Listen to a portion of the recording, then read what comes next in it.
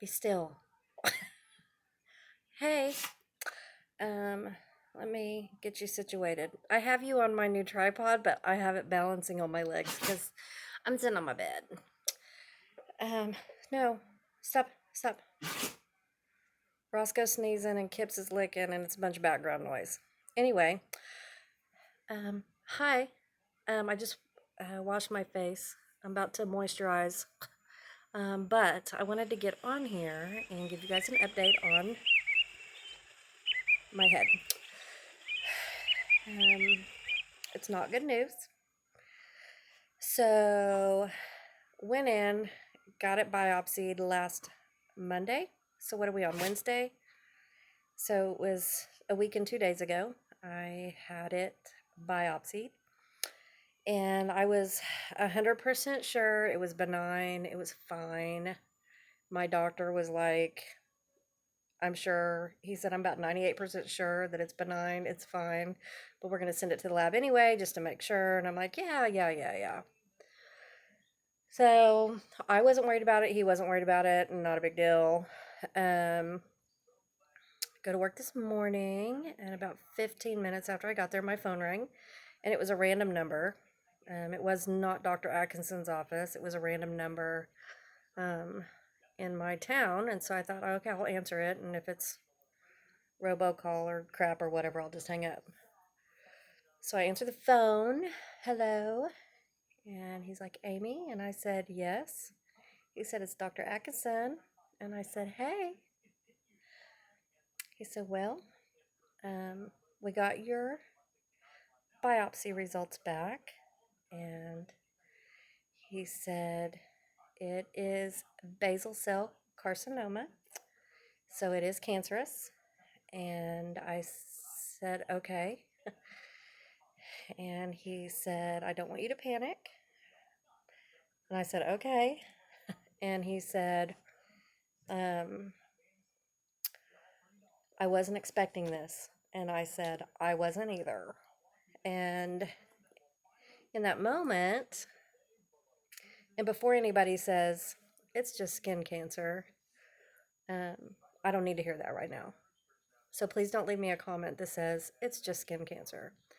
If you want to leave me a comment sharing your experience, that's fine. But please don't tell me, don't worry about it, you're fine. Because although I feel that way, that's not what I need to hear right now. So, I know that sounds snotty and rude, but you guys who have been with me know that I have a good heart, and I'm just being honest with you and telling you I don't need to hear, oh, it's just skin cancer. Because it's a little bit bigger than that. So, just get that out of the way. And I'm just being candid. But it is basal cell carcinoma, and he said I wasn't expecting that, and I said I wasn't either. And he said, I don't want you to panic. And I said, okay. He said, so we're going to move to the next step. And he said, the next step is going to be a dermatologist. And we're going to do a Mohs surgery. He said, I'm pretty sure we're going to request or something about a Mohs surgery. So MOHS. So let's just stop here. When he said it is cancer, everything just kind of went into a cloud. And so at that point, I was just grabbing, I was trying to just grab facts and information that I needed because I was like, what? Because we don't, what? So I just tried to grab the chunks that I needed, because I was in a moment of what the hell. So he said our next step is going to be a dermatologist, going to do Mohs. I heard Mohs surgery, which is a little bit more than what he already did. So Mohs surgery, MOHS. Mohs surgery is when it's outpatient. It's a local anesthetic. You're awake. If you've had Mohs surgery before for basal cell carcinoma or squamous cell carcinoma, it would warm my heart greatly if you would share your story below. Damn it, I didn't want to cry.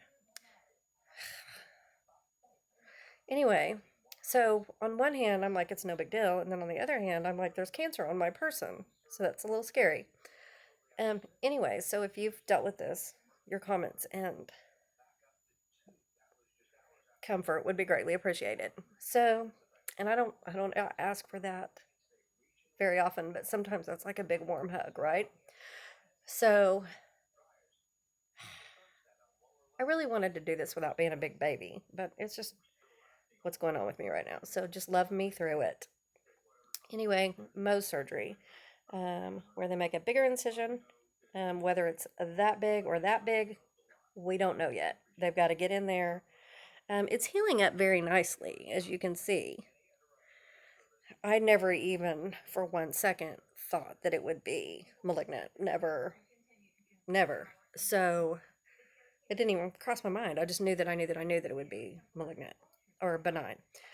So anyway, they're gonna slice me open here and then take what they need to take and then run it through a lot of slices under a microscope and get all the cells that are cancerous out of there and run it through their machine, determine what they're looking at, and best case scenario, they'll after they see what they're looking at, then they'll close me back up. So they'll stitch me back up.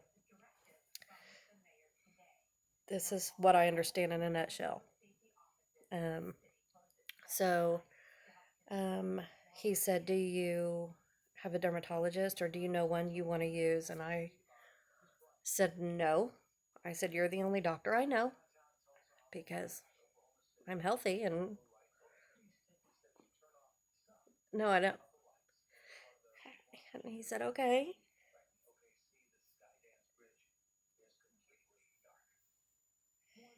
He said, "I will find you one, or I've got, they know people."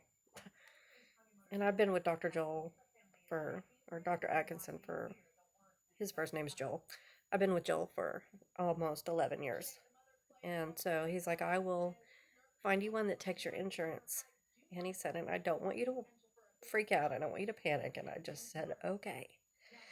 And he said, "If they open you up to the size of a baseball, I don't want you to panic because they're going to close it up and it's going to be a nice seam." And I said, "Okay, okay, okay, okay." So at this point, I'm not crying yet. I'm just trying to grab hold of what I can grab a hold of. And so he's going to find me a dermatologist. He said, "They're going to call you."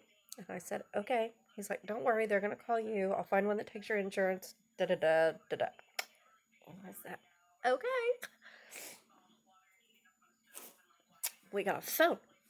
So Cherie, a girl I work with, she and I were the only ones at work today because we're the only ones that live in town. And you guys probably already know this, but most of Oklahoma is under snow and ice. And so I haven't driven my own car in almost 2 weeks because I can't get it out of the driveway. So Shane, in his big 4-wheel drive truck, has been taking me back and forth to work. So um, there's 6 of us that work in the office, but only 2 of us made it in. So I come out of my office and I go into the front where my coworker is, and I just cry and cry and cry. And my boss is on speakerphone with her, and she's like, "Amy, go home, go home." And I said, "No, I'm not going to go home. What am I going to do at home? Sit at home and cry and worry? I'm not going home." So I stayed at work the rest of the day, and I mean, honestly, I couldn't.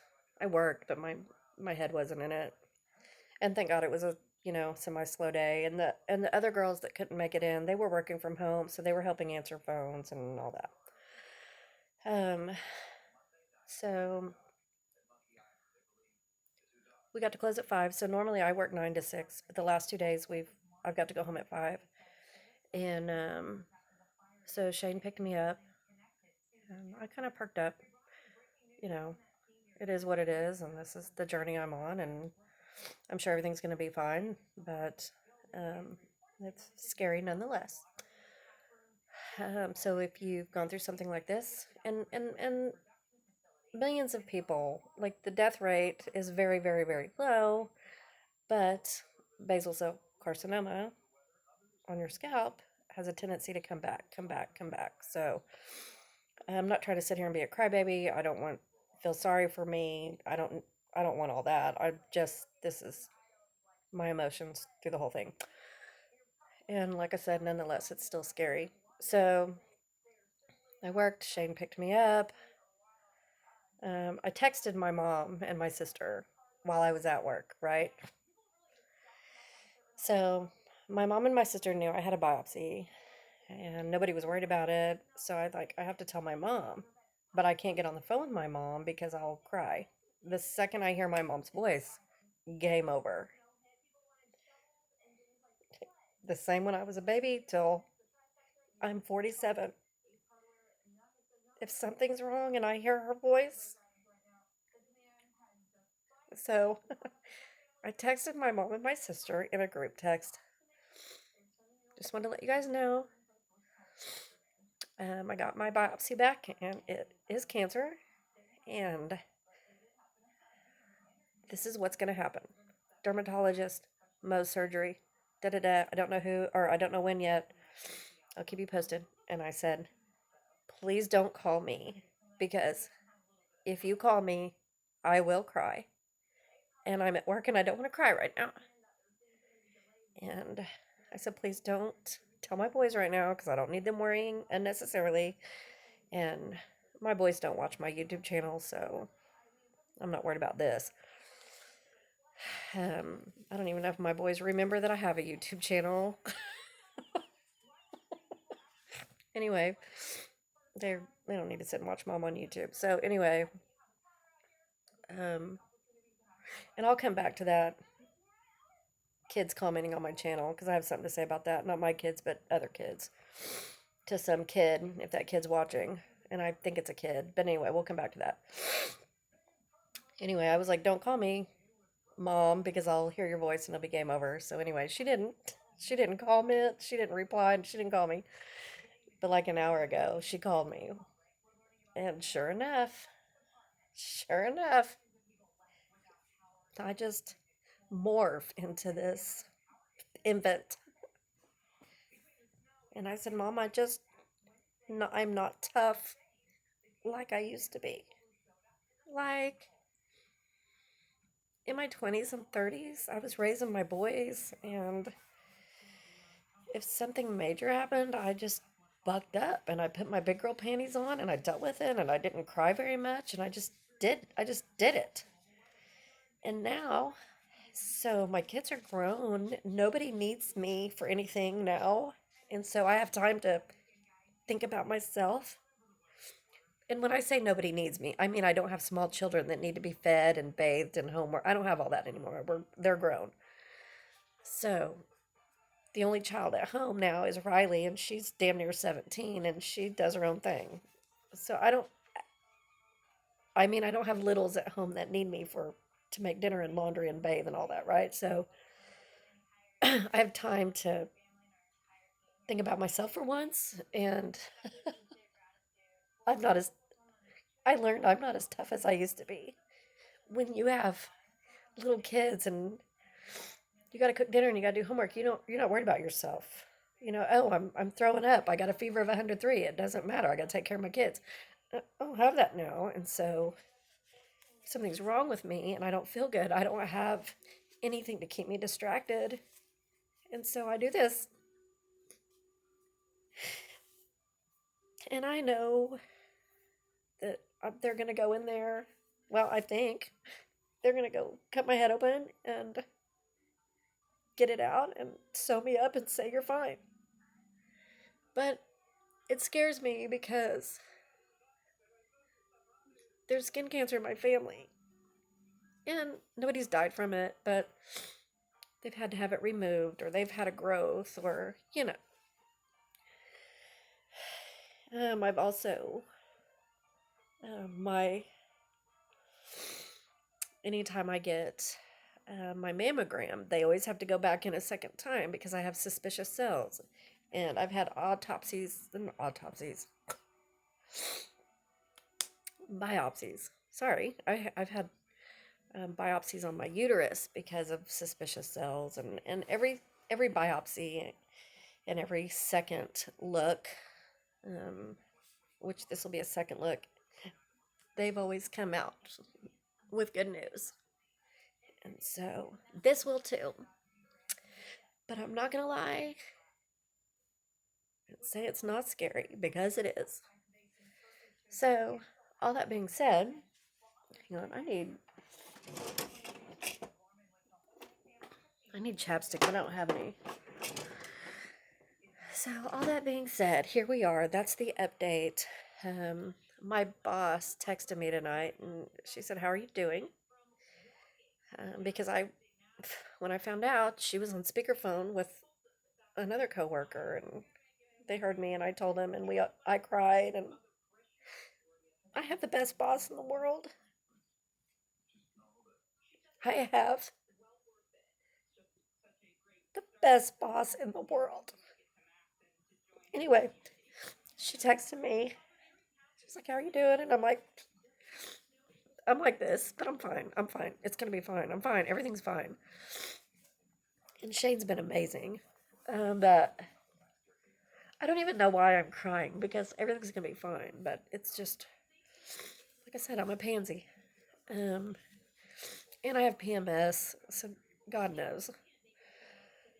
And I've been having some post-COVID symptoms in my really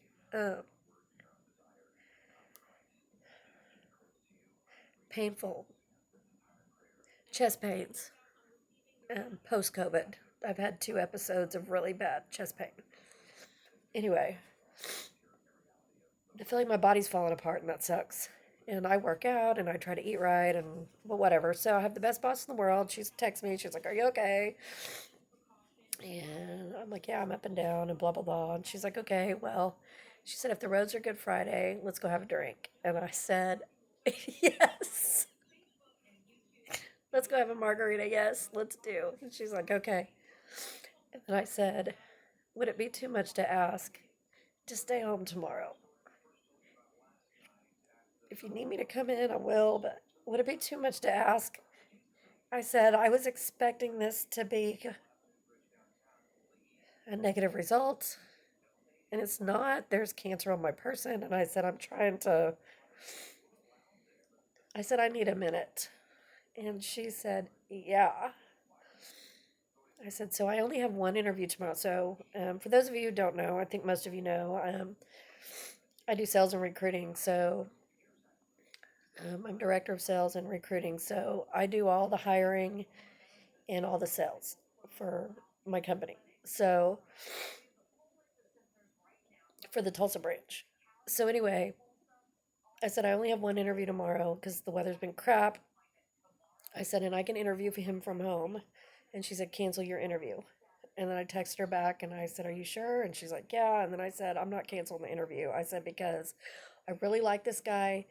We need him and I want to talk to him. And I'm going to do the interview. It'll only take 15 minutes." I said, "But I don't want to do anything else." So I'll interview him. I think it's at 1 o'clock.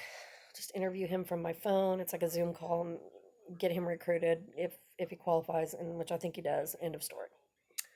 Anyway, there's that. I've been talking for almost 20 minutes. So the last thing I wanted to talk about was on my last video, or one of my it wasn't my last video, but one of my videos. And I don't, I get negative comments. I know it's hard to believe. Just kidding. Part of having your own YouTube channel is, just reading the BS, the bullshit comments that people leave. And I don't get a lot, but sorry, Suzanne, I cussed. That's for you, Suzanne Light. I'm sorry. I said a cuss word. She don't care. Anyway, so some guy left a comment and he said, "You are 42 years old. What are you doing on YouTube?" And I replied to him and I said, "Correction, I'm 47. And what are you doing on my channel?" And I left it there for a few minutes. And then I was like, "Amy, take the higher road and just delete it and block." So I went back and I deleted his comment. I deleted my comment, blocked. I think I blocked.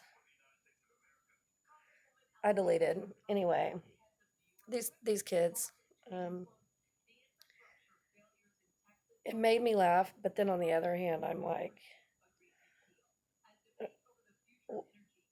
I don't even know if it was a kid. I'm assuming that kind of mentality, you're going to be a child because a respectful adult wouldn't leave a comment like that.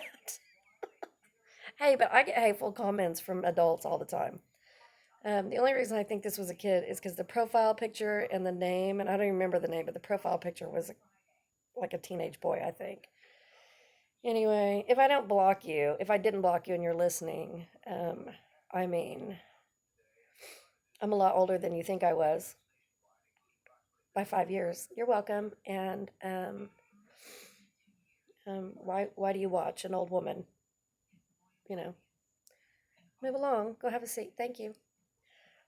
So that's my update. I know I probably sound like a whiny lunatic, but it's where I'm at in my life right now, and it's what's happening. And um, I love you all, so I thought I'd let you know. And sorry I cried, but PMS and skin cancer diagnosis will make you a little weepy. So I will let you guys know when I have my surgery. Um, and I'll show you my beautiful incision. So I love you guys. I appreciate you. Thanks for listening to me. I feel like I had something else to say, but who knows?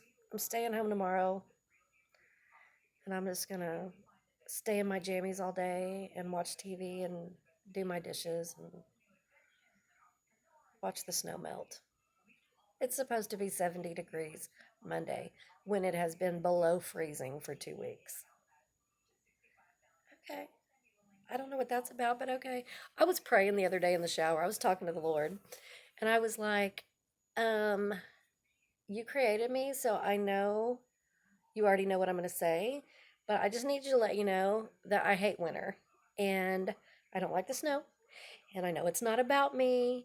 And I know you know my heart and you already know what I think and what I feel, but I hate winter. So can we turn it off now? And can you bring on some sunshine, please? Thanks. And thank you for all the blessings and watching over my kids and my family. And I went on with my prayer. I'm telling you, I have the best prayers when I'm in the shower. Anyway, okay. I'm going to shut up now. Thank you guys. I love you. The Lord loves you more. See you in the next video.